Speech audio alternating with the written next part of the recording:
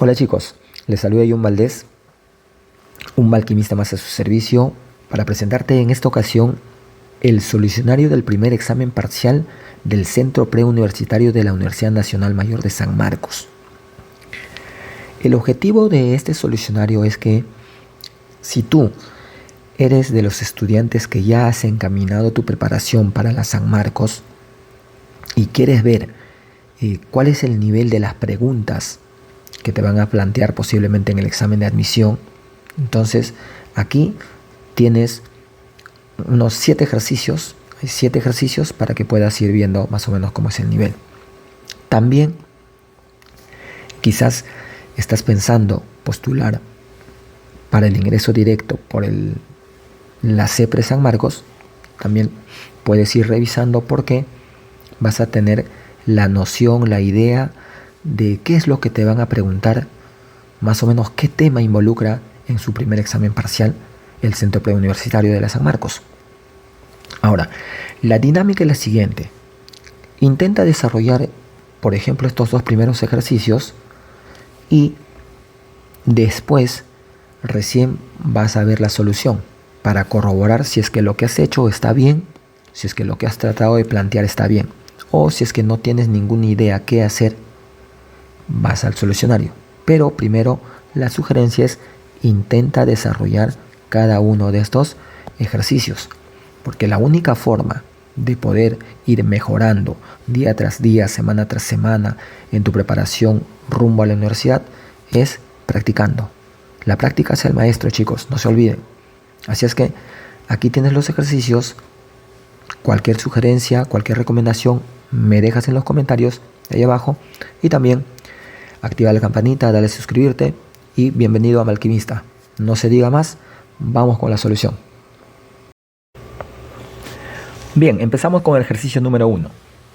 Nos informan en este ejercicio que el ácido acético es un líquido incoloro que se disuelve fácilmente en el agua y su fórmula presenta carbono, 3 hidrógenos, carbono, oxígeno, oxígeno e hidrógeno.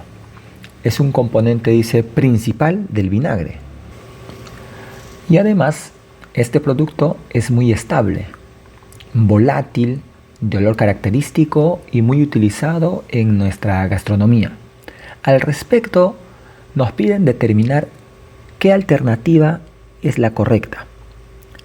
En la alternativa A nos informan que según la clasificación de la materia, el ácido acético es un compuesto iónico. Con respecto a esta proposición, debemos recordar que la materia se clasifica según su composición en sustancia y mezcla.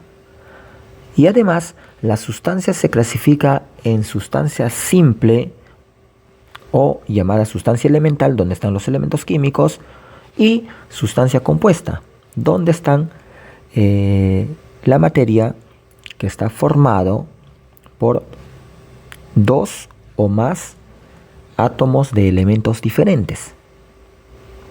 Además, que cuando se clasifica como mezcla, tenemos mezcla homogénea y mezcla heterogénea. Bien, ¿en qué clasificación se encontrará el ácido acético? Como el ácido acético se representa mediante una fórmula química y en el texto nos informan su fórmula es tal, y está acá de azul, entonces va a ser una sustancia. O es una sustancia. ¿Qué tipo de sustancia? ¿Una sustancia simple o elemental? ¿O una sustancia compuesta? Por supuesto que es una sustancia compuesta. ¿Por qué? Porque está formado por carbono, hidrógeno, oxígeno, que son átomos de distintos elementos. Entonces, el ácido acético entra aquí como sustancia compuesta. Ahora, para informar un poco más, ¿es una sustancia compuesta de tipo iónico o covalente? Debemos recordar que los compuestos iónicos están formados por un metal, un elemento metálico y un no metal, principalmente. Mientras que cuando se tiene la unión de elementos no metálicos, estamos frente a una sustancia covalente. Y en este caso, del ácido acético, presenta carbono, que es un no metal, hidrógeno, que es no metal, oxígeno, que es no metal. Estos átomos están enlazados mediante enlace covalente. Por lo tanto, el ácido acético es una sustancia compuesta covalente. Por otro lado, para aprovechar el esquema, nos hablan también respecto al vinagre. ¿Cómo se forma el vinagre? En el texto nos dice, ¿no?, que el ácido acético es el componente principal del vinagre. El vinagre, por supuesto, es uno de los insumos que tenemos en casa para poder, y sobre todo en la cocina, para poder preparar algunos platos típicos de nuestra gastronomía, como lo informa en el texto. Llámese un lomo saltado, un escabeche, en fin.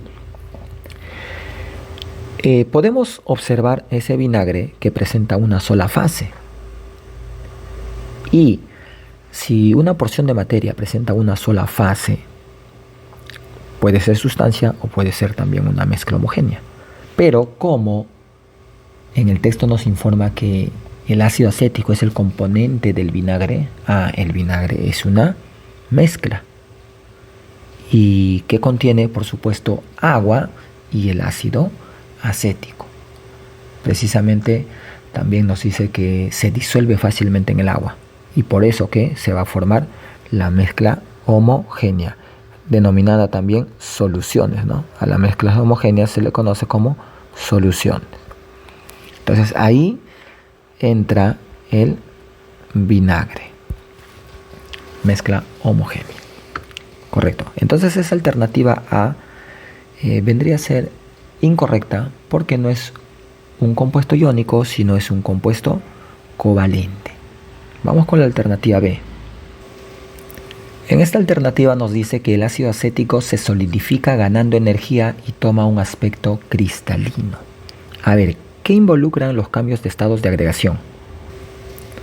Bien, recordar que cuando ocurre un cambio de estado de agregación, hay energía involucrada en el proceso. Esa energía involucrada en el proceso va a depender si es que vamos de sólido a líquido, de líquido a gas, o de gas a líquido, de líquido a sólido, o también una sublimación de sólido a gas sin pasar por líquido, etc. Cabe resaltar que cuando vamos del estado sólido a líquido y de líquido a gas, o también de frente de sólido a gas, es una sublimación. En este sentido, aumenta la energía. Aumenta la energía. Entonces involucran procesos endotérmicos. Y en el sentido opuesto, disminuye la energía.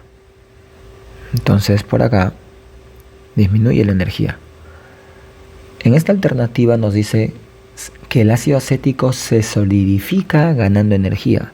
Bueno, la solidificación es el paso del estado líquido al estado sólido. Eso se llama solidificación.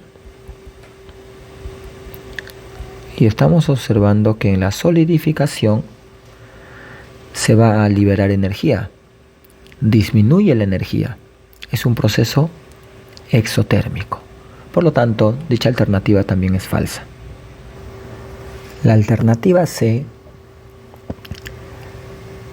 efectivamente sería verdadera, dado que la físico-química es la rama de la química, que se encarga de estudiar a los factores energéticos involucrados en las transformaciones químicas, es decir, en las reacciones químicas, ya sea el factor energético en términos de calor, también en términos de la energía luminosa, la energía eléctrica, en fin, distintos factores, distintas fuentes. Entonces, también involucra la rapidez con la que ocurre una reacción química. Eso vendría a ser básicamente el campo de estudio de la físico-química. Y en este caso dice, estudia los factores que afectan la estabilidad del ácido acético. Por supuesto, va a afectar la estabilidad, porque si es que hablamos de energía involucrada en una sustancia, esta va a hacer posible la reacción química de esta sustancia, la transformación química de esta sustancia. Y la rama involucrada con ese estudio de la estabilidad también del ácido acético va a ser la físico-química. Esa proposición sí es correcta. Y por último, la alternativa D.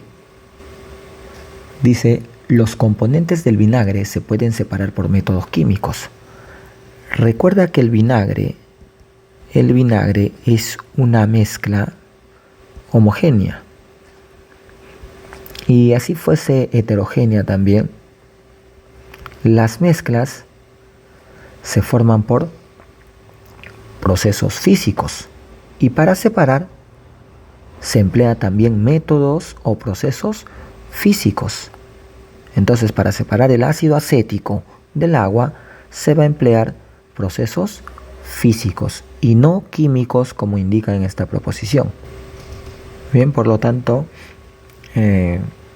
la respuesta a la primera pregunta es la alternativa C. Vamos con la siguiente pregunta. En este ejercicio número 2, la pregunta habla respecto al zinc, que como catión participa en más de 200 reacciones y principalmente en la síntesis de proteínas, y que como sulfato de zinc forma parte de los multivitamínicos con minerales. Y al respecto, determinar si las proposiciones son verdaderas o falsas.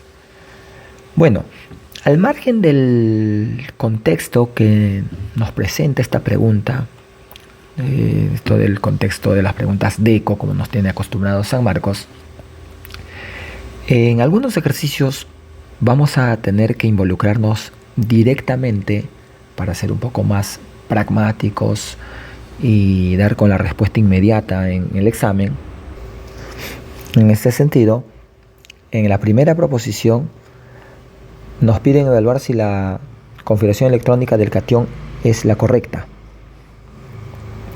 Cuando uno va a realizar la configuración electrónica de un catión, la recomendación es que primero realices la configuración electrónica del átomo neutro. El zinc, Zin30, su configuración electrónica en función a un gas noble, el gas noble más cercano es el argón. Después del argón viene el 4s2, hasta ahí van 20 porque el argón es 18, y 3d 10. Y llegamos a 30 protones, 30 electrones, átomo neutro. Una vez que se ha realizado la configuración electrónica del átomo neutro, para realizar la configuración del catión, basta con quitar los electrones que indica la carga. Pero teniendo en cuenta lo siguiente, que los electrones que se pierden primero son los electrones que están en el último nivel. Y en este caso el último nivel es el cuarto nivel. Y como pierde 2 electrones, justamente en el cuarto nivel, en el subnivel 4s, hay 2 electrones. Por lo tanto, la configuración electrónica va a quedar argón 4s0, no va a haber electrones en el subnivel S, 3d10. De esta manera, ¿no? 3d10. Y esa será la configuración electrónica correcta para el catión sin 2+. Y ahí en la pregunta dice que termina 4s2, 3d8, sería incorrecto. Bien, incorrecto la primera proposición. La segunda proposición dice que el azufre tiene mayor afinidad electrónica que el oxígeno. ¿Cómo vamos a determinar si esa proposición es verdadera o falsa? Un poco de tabla periódica. Antes de nada, si queremos saber qué elemento presenta mayor electronegatividad, mayor afinidad electrónica, mayor energía de ionización, mayor carácter metálico, no metálico, mayor radio atómico, volumen atómico, etc., necesitamos ubicar al elemento en la tabla periódica. Y para ubicar un elemento en la tabla periódica, hay que realizar su configuración electrónica. Entonces realizamos la configuración electrónica tanto del azufre como del oxígeno. Vamos. Ya tenemos las configuraciones electrónicas. Entonces, para poder ubicar un elemento en la tabla periódica actual, basta con ver la terminación en la configuración electrónica del átomo o del elemento. Si la configuración electrónica termina en subnivel P o S, el elemento automáticamente es del grupo A, es un elemento representativo.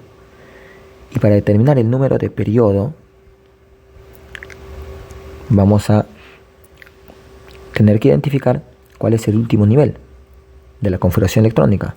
Estamos observando que el último nivel es el tercer nivel, entonces el periodo para el azufre es del tercer periodo. Y para el caso del oxígeno, el último nivel es el nivel 2, entonces segundo periodo. Ahora, para el número de grupo, ya sabemos que es del grupo A, es un elemento representativo.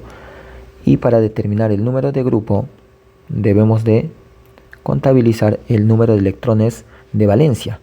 En este caso, para el azufre, 4 en el P y 2 en el S. 2 más 4, 6.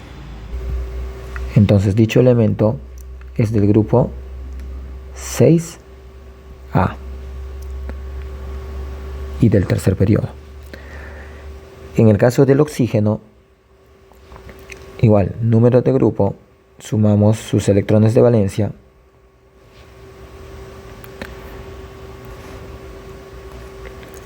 y viene a ser también 4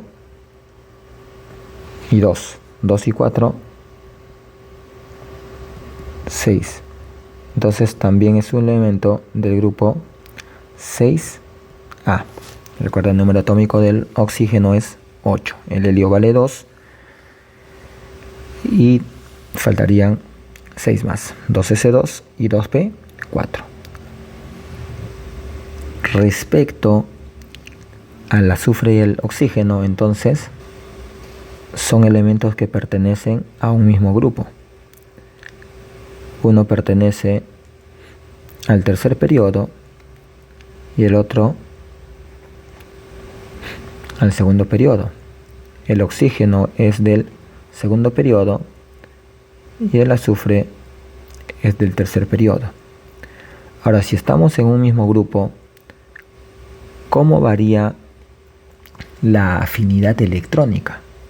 En un mismo grupo, la afinidad electrónica aumenta de abajo hacia arriba, al igual que la energía de ionización, la electronegatividad también, esas propiedades. En esta proposición 2 te dice que el azufre tiene mayor afinidad electrónica que el oxígeno. Eso es falso. ¿Por qué? Porque el oxígeno tiene mayor afinidad electrónica que el azufre. ¿Con qué está relacionado la afinidad electrónica, estudiantes? Está relacionado con la capacidad que tiene o la energía que está involucrada en un proceso cuando un átomo en estado gaseoso acepta un electrón y se convierte en anión.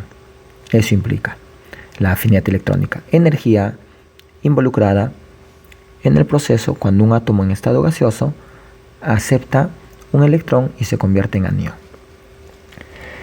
En la tercera proposición hablan respecto al radio del catión sin 2+ y el radio de su átomo neutro. Debemos recordar que el radio para un mismo elemento tiene la siguiente relación. Entonces, para un mismo elemento, el radio del catión es menor que el radio atómico, es decir, del átomo neutro o del elemento en su estado neutro, ¿no? Y menor al radio del anión. ¿Eso qué significa? Que en este caso el zinc catión tiene menor radio que el zinc neutro. Por lo tanto, esta proposición sí es verdadera. Dice, el radio del catión zinc es menor que el radio de su átomo neutro, verdadero. En la cuarta proposición dice que el compuesto sulfato de zinc está clasificado como una sal oxisal. Bueno, efectivamente, el sulfato de zinc es una sal oxisal. ¿Y cómo nos damos cuenta que estamos frente a una sal oxisal? Una de las formas es observar la parte del anión. Si la parte del anión lleva oxígenos, estamos frente a una sal oxisal. Un no metal junto a un oxígeno forma un oxianión. Y los oxianiones más comunes, los sulfatos, los sulfitos, los carbonatos, los cloratos, los percloratos, los fosfatos, los dicromatos, cromatos, permanganatos, ¿de acuerdo? En cambio, si la parte del anión no lleva oxígeno, por ejemplo, cloruro de zinc, esta de acá es una sal aloidea. ¿Ve? Sulfuro de zinc, sal aloidea. ¿Perfecto? Por lo tanto, la respuesta a esta pregunta número 2 será falso, falso, verdadero. Vamos con la siguiente pregunta. En el ejercicio número 3 nos hablan de la reacción química que hay entre el hierro y el oxígeno para formar un óxido de hierro. Al respecto, en la alternativa A dice que si la especie reducida es el óxido que pierde 2 electrones. Bueno, antes de nada hay que identificar la oxidación y la reducción. Y para eso basta con indicar los estados de oxidación. El hierro, cuando está libre, tiene estado de oxidación 0, al igual que el oxígeno también libre. Y cuando ya se ha combinado, cuando está formando un compuesto, sabemos que el oxígeno actúa con -2 y el hierro, para que todo dé 0, debe ser +2. Ahora, ¿qué es lo que pasa con el hierro? El hierro va desde 0 a +2. De lo que era neutro está pasando a ser una especie positiva. Ha perdido electrones y eso se llama oxidación. Entonces, el hierro sufre una oxidación. Por otro lado, el oxígeno de 0 a -2 está ganando electrones. Eso se llama reducción. Bien. Por otro lado, el hierro, al sufrir una oxidación, va a causar la reducción del oxígeno. ¿Eso qué significa? Que el hierro actúa como agente reductor, agente causante de la reducción. Mientras que el oxígeno, al reducirse, actúa como agente causante de la oxidación, agente oxidante.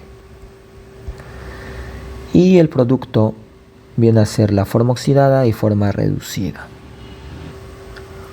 Con respecto a la alternativa, dice que si la especie reducida es el óxido 2-, no, vendría a ser el óxido de hierro. Ahora, que pierde 2 electrones. No, bueno, no. Si es que hablamos de cuántos electrones se pierde, cuántos electrones se gana, el hierro es el que pierde electrones. ¿Cuántos electrones pierde? De 0 a +2 está perdiendo 2 electrones. Por otro lado, el oxígeno de 0 a -2 está ganando 2 electrones, pero recuerda que son 2 oxígenos, o 2. Entonces serán en total 2 por 2. En total 4 electrones. Se ganan 4 y se pierden 2. Para poder igualarlos y balancear, tendremos que multiplicar arriba por 2 y abajo por 1. Entonces arriba por 2 y abajo por 1. Esos coeficientes o esos factores que nos permiten igualar el número de electrones son los que nos van a permitir también balancear los números de átomos. Y de esta manera ya estará balanceada nuestra ecuación. Si es que quieres involucrarte con balance de ecuaciones, tenemos aquí en Valquimista también algunos videos para balancear ecuaciones. Uno de ellos, cómo balancear por el método ion-electrón. En la alternativa B dice, la reacción se clasifica como síntesis, irreversible y redox. Eso es verdadero. ¿Qué es una reacción de síntesis, llamada también de adición composición o combinación. Es cuando dos o más sustancias sencillas se combinan para generar una sustancia más compleja. En este caso, hierro con el oxígeno genera un solo compuesto que es el óxido de hierro. Eso es correcto. Es irreversible porque solo hay una flecha que indica que se dirige hacia la derecha, nada más. Se forman los productos y termina la reacción. Si fuese reversible, se forma el producto y nuevamente se van a regenerar los reactivos. Pero eso se representa con doble flecha.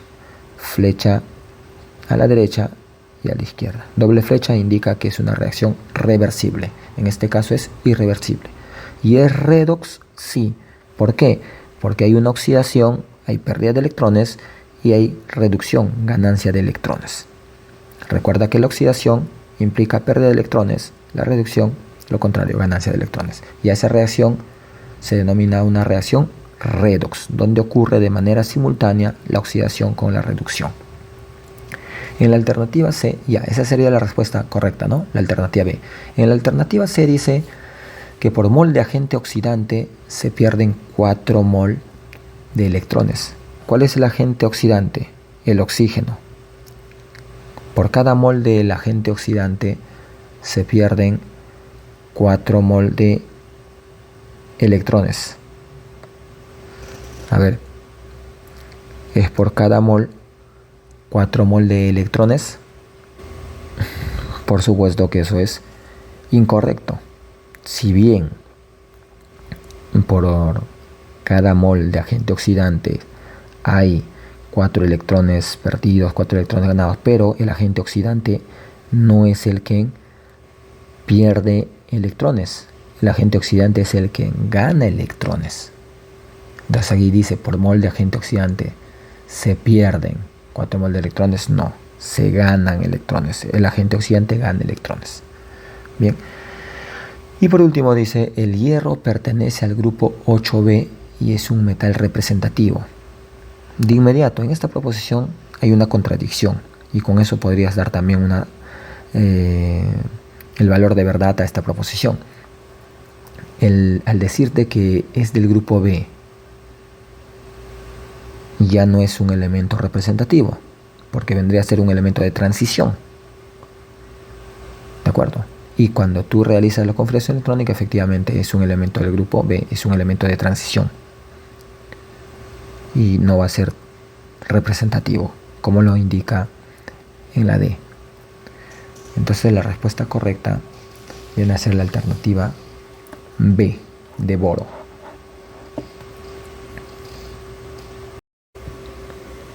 En el ejercicio número 4 dice que un conocido antiácido utilizado para aliviar la gastritis contiene hidróxido de magnesio e hidróxido de aluminio. Al respecto nos pide determinar si la proposición es verdadera o falsa. En la primera proposición dice que un mol de hidróxido de aluminio contiene 2,4 por 10 a la 24 iones en total. Esta primera proposición involucra la interpretación de una fórmula química. ¿Cuántos iones están presentes en el hidróxido de aluminio? A ver, ¿qué opinas? ¿Qué es lo que has planteado? Tengamos en cuenta que en el hidróxido de aluminio el anión hidróxido tiene carga de -1, ese es un ion, y el aluminio de +3, 3 más. Entonces, en cada mol de hidróxido de aluminio vamos a tener un aluminio y 3 hidróxidos. Entonces tenemos un aluminio y 3 hidróxidos. En total serán 4 iones. Un ion catión y 3 aniones hidróxido. Y si hablamos en términos de moles, serán 4 moles de iones. Ahora debemos de recordar que un mol es el número de Avogadro, que equivale a 6,022 por 10 a la 23. En este caso, si consideramos únicamente 6 por 10 a la 23, multiplicamos 4 por 6, 24, y esto será 24 por 10 a la 23, que en notación científica será 2,4 por 10 a la 24 iones. Efectivamente, entonces, en un mol de hidróxido de aluminio hay 4 mol de iones y eso equivale a 2,4 por 10 a la 24 iones. En la segunda proposición dice que 10 moles de cualquiera de los hidróxidos contiene 10 moles de átomos del metal respectivo. Bueno, ya vimos que en el hidróxido de aluminio tenemos un aluminio por cada mol de hidróxido de aluminio. En el caso del hidróxido de magnesio es igual. Vamos a tener un magnesio, 2 más, y 2 aniones hidróxido. Efectivamente, tenemos un magnesio. Si tenemos 10 moles de hidróxido de magnesio, tendremos 10 moles de magnesio más 2, al igual que en el hidróxido de aluminio. Si tenemos 10 moles de hidróxido de aluminio, tendremos 10 moles de el metal aluminio. Esa proposición 2 también es verdadera. En la tercera proposición nos dicen que si con un mol de cada hidróxido se obtienen 5 moles de iones hidróxido. Si tenemos un mol de hidróxido de magnesio, entonces ¿cuántas moles tenemos del ion hidróxido? 2 mol, ¿cierto? Interpretamos la fórmula. Es correcto que por cada mol de hidróxido de magnesio hay 2 moles de OH. Ahora, y si tenemos un mol de hidróxido de aluminio, vemos que hay 3 moles de iones hidróxido. En total, si es que se tiene un mol de cada hidróxido, en total tendremos 2 más 3, 5 moles de hidróxidos. Por lo tanto, también es correcta esta proposición. En esta pregunta número 4, todas las proposiciones son correctas. Vamos con el quinto ejercicio. ¿Cómo van hasta aquí? Déjame tu comentario hasta el momento, qué ejercicio te está pareciendo complicado o qué ejercicio no te salía y ahora ya lo entendiste. Comenta, deja tus sugerencias también. Bien, en el ejercicio número 5,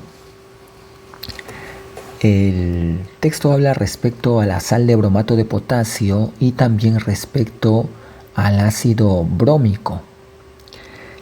Sin embargo, en esta pregunta, tomada el 19 de mayo del 2024 en el Centro Preuniversitario de la San Marcos, lo que ocurre es que hubo un error, dado que en el texto, en la parte introductoria de la pregunta de ECO, hablan respecto al bromato de potasio y respecto al ácido brómico. Sin embargo, en las estructuras, en los diagramas de Lewis que presenta la pregunta, son estructuras que corresponden al ácido perbrómico y al perbromato de potasio, y no al bromato de potasio, que es donde hay 3 oxígenos, y no al ácido brómico, donde también hay 3 oxígenos. Estas estructuras que estamos observando son estructuras del ácido perbrómico y del perbromato de potasio. Y respecto a las proposiciones que vamos a determinar como verdadero o falso, es en base a esta estructura. Yo asumo que en ese momento se ha llevado la corrección del caso en pleno examen y por supuesto se ha corregido y tuvieron que poner la sal perbromato de potasio, ¿no? O quizás dieron la estructura de la sal que corresponde al bromato de potasio, donde hay 3 oxígenos. Bien, al margen de ello, al margen de que pueda cometerse algún error, y es normal, no hay por qué también alarmarse y escandalizar demasiado respecto a un error.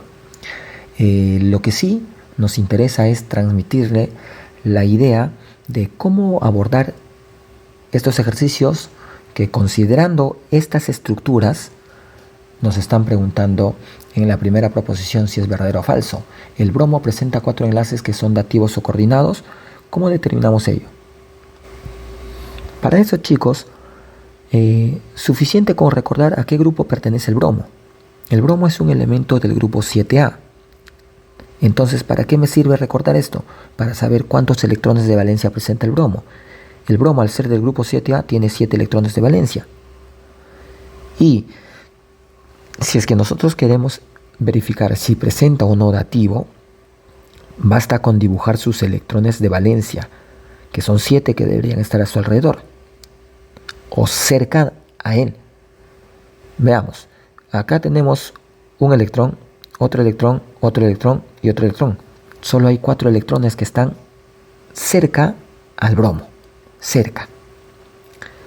¿Y cuántos deberían haber? 7. Entonces, ¿dónde están los otros electrones? Faltan 3 electrones. Recuerda que tiene 7 electrones. Entonces debe estar posiblemente aquí, por acá y por acá. Entonces ahí están los 3 electrones más. En total, ahora sí, hay 7 puntitos de rojo. Son los 7 electrones de valencia del bromo. Ahora, ¿qué significa que el bromo realiza dativo? Significa que el bromo está aportando el par de electrones para formar el enlace con cada átomo de oxígeno que este está seleccionando. Un enlace dativo se forma cuando un átomo, solo un átomo, aporta los electrones que permite formar el enlace covalente. Aporta el par de electrones, solo un átomo. En este caso, el bromo está aportando con el oxígeno de abajo, con el de la derecha y con el de arriba. Entonces son 3 dativos. 3 enlaces dativos o coordinados. Y lo mismo sucede en el perbromato de potasio, que vendría a ser en este caso. Esta proposición dice, presenta 4 enlaces dativos. Falso. Falso la primera proposición. En la segunda proposición dice que en el ácido brómico se observan 12 pares de electrones sin compartir. Bueno, en el ácido perbrómico, vamos a analizar el ácido perbrómico. Hay 12 pares de electrones sin compartir. Bueno, recuerda que el oxígeno es de los que cumple con el octeto, y acá tendrán sus electrones, sus 6 electrones libres. Justamente no hace participar ninguno de sus electrones, formando el enlace con el bromo. ¿Por qué? Porque el bromo es el que está participando sus 2 electrones. Y acá igual los 6 electrones del oxígeno. Recuerda que el grupo del oxígeno es el grupo 6A, y ahí están también los 6. Este otro oxígeno, bueno, por acá tendrá 1, 2, 3, 4, 5, 6. Ahí tiene los 6 electrones. ¿Cuántos electrones o cuántos pares hay sin compartir? En cada oxígeno hay 3 pares. Aquí hay 3 pares. Acá también hay 3. Acá también hay 3 pares. Entonces llevan 9 pares. Con esto será 10 y 2 más. En total serán 11 pares de electrones sin compartir en el ácido perbrómico, en este de acá. Y ahí dice 12, será falso. En la tercera proposición preguntan si es que el bromo es un halógeno del tercer periodo. Para determinar el periodo de un elemento o la ubicación de un elemento en la tabla periódica, basta con realizar la configuración electrónica, y tenemos como dato el número atómico de el bromo. El gas noble más cercano es el argón 18, 4S2 van 20, 3D 10 van 30, 4 P6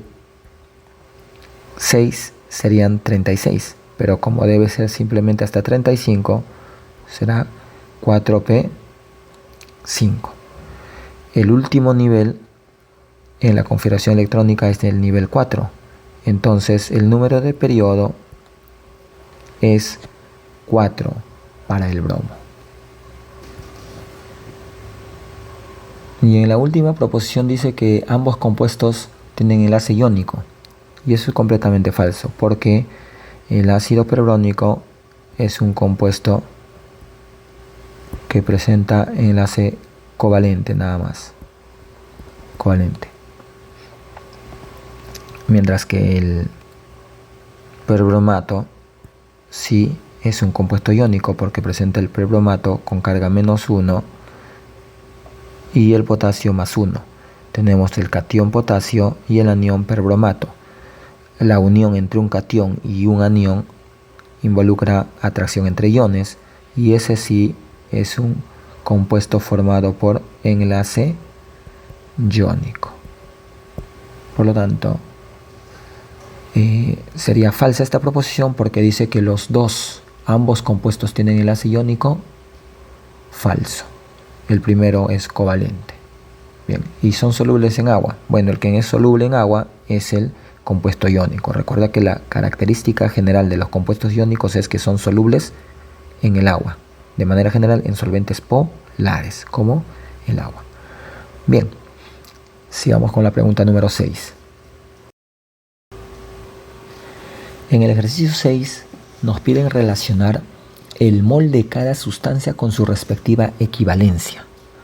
Bueno, como nos están pidiendo relacionar la masa molar con sus respectivas equivalencias, vamos a calcular la masa molar de todas las sustancias que están involucradas por acá. Del óxido de calcio, del dióxido de carbono, del etanol, del ácido sulfúrico. ¿Cómo es que calculamos las masas molares? Simplemente sumando las masas atómicas de los elementos que conforman cada compuesto. En el caso del óxido de calcio, el calcio es 40, su masa atómica, y el oxígeno es 16. 40 y 16, 56. Y así para el dióxido de carbono, el carbono es 12, el oxígeno es 16. 2 por 16, 32, más 12, 44. Bien, a ver, ¿con qué se relaciona, si estás en el examen de inmediato, cuál de las relaciones es más directa? Entonces, de manera inmediata te das cuenta que la relación más directa viene a ser aquellos que te están proporcionando sus respectivas masas molares. El ácido sulfúrico 98 se relaciona con la B,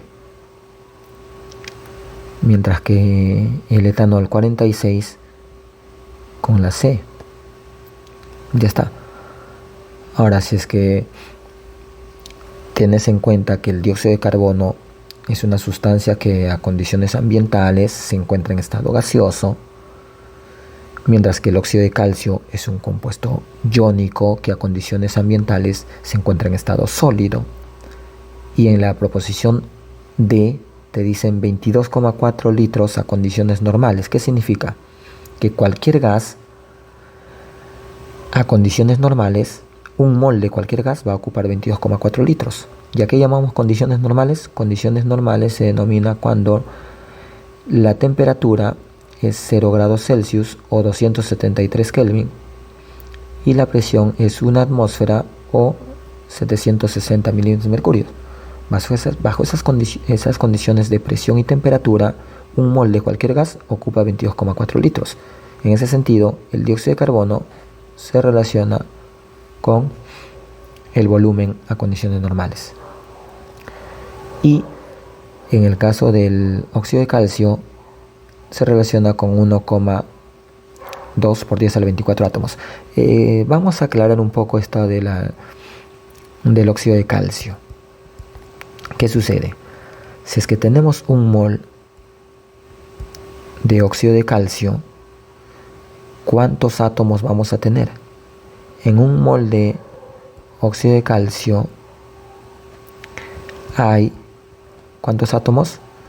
hay un mol de átomos de calcio y hay un mol de átomos de oxígeno. En total tendremos, indiferentemente si es que es átomos de calcio o átomos de oxígeno, tendremos 2 mol de átomos. Entonces, sabemos que el mol es 6 por 10 a la 23. Entonces tendremos 2 por 6 por 10 a la 23 átomos. Y esto equivale a 2 por 6, 12. 12 por 10 a la 23 átomos, que en notación científica vienen a ser 1,2 por 10 a la 24 átomos. Por lo tanto, es la correspondencia correcta. Y la alternativa C vendría a ser la respuesta. Genial, ¿qué les pareció? También tenemos que tener ciertos momentos donde las preguntas no lo vamos a analizar necesariamente en pleno examen detallado, ¿no? Al detalle, sino buscamos por ahí algunas proposiciones que están bastante directas y por ahí empezamos a atacar. Esa es una recomendación que te doy para el momento del examen. Sigamos, el ejercicio número 7 y último.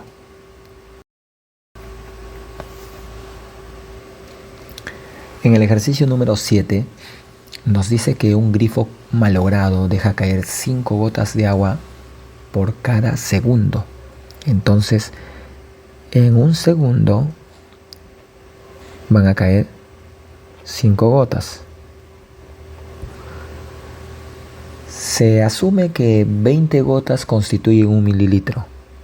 Pregunta, ¿en cuántos segundos vamos a llegar a tener 1 mililitro? Sabiendo que 20 gotas constituye 1 mililitro.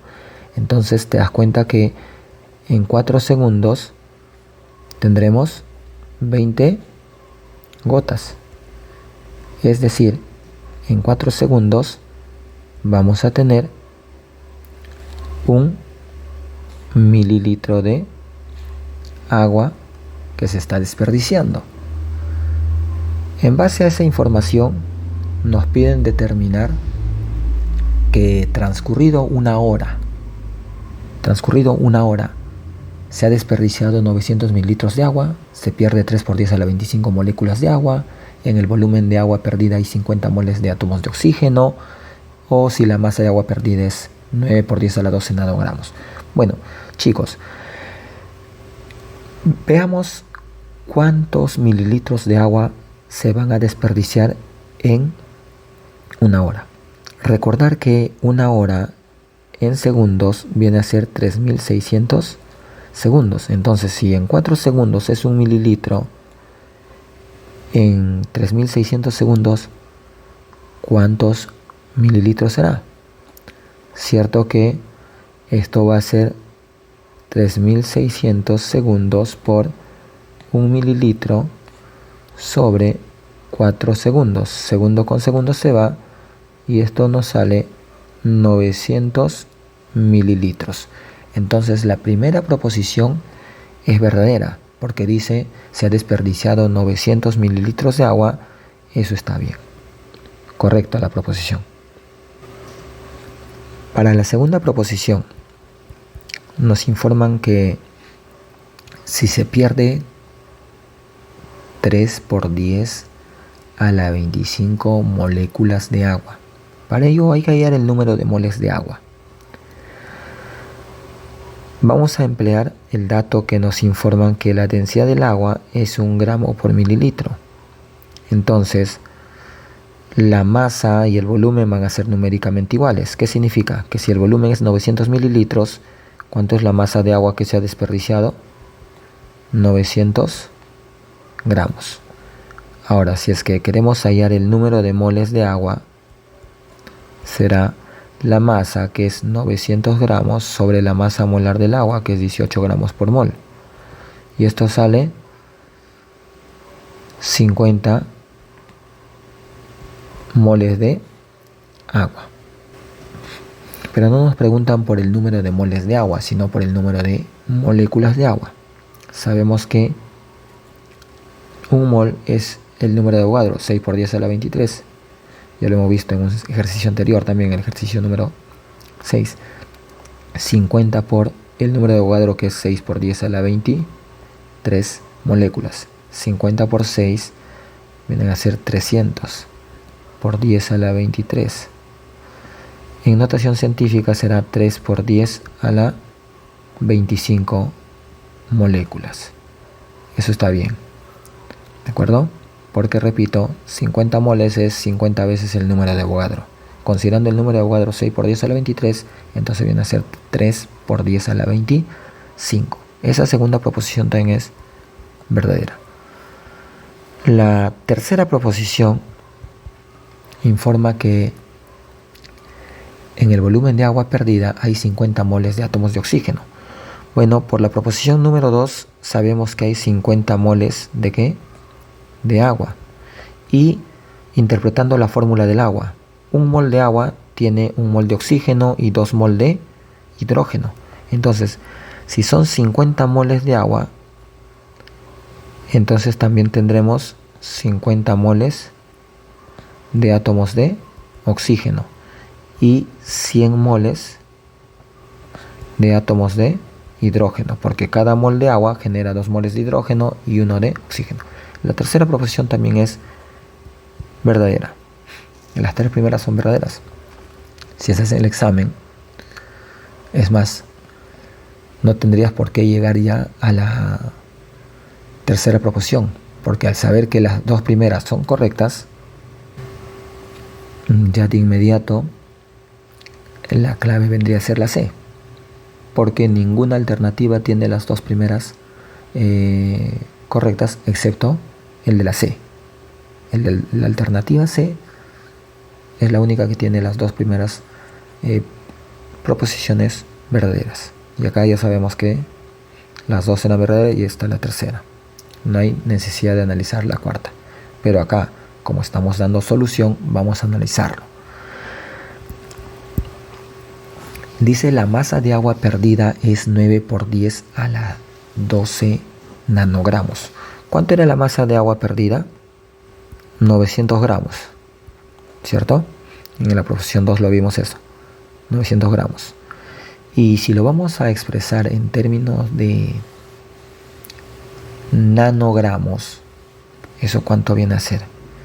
Nano es 10 a la menos 9, ¿de acuerdo? Un nano es 10 a la menos 9. Entonces, si nosotros vamos a poner 900 por 10 a la menos 9, y para que no se altere, también pondremos 10 a la 9. Entonces tenemos nanogramos. Y esto de acá, ¿cuánto viene a ser? 9 por 10 a la 11.